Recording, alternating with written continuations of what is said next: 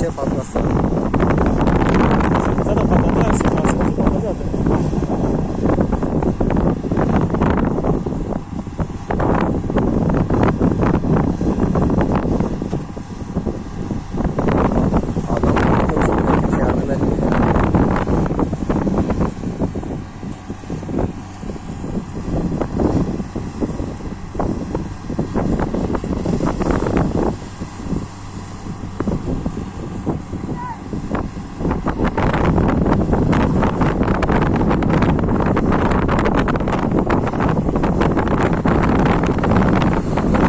Şey olmasa hiç söndürmüyor ha. İçine bakıyor ha. Söndürmüyor ama haberi düşüyor. Bana be. Teşekkür ne yani ya. Abi her kuda bir şey derken düpe var gitti ya.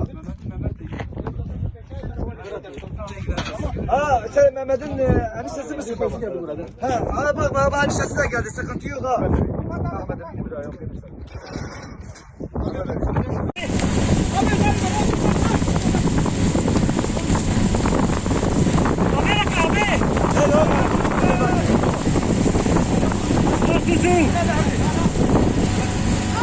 Aferin kızım. Aferin kızım.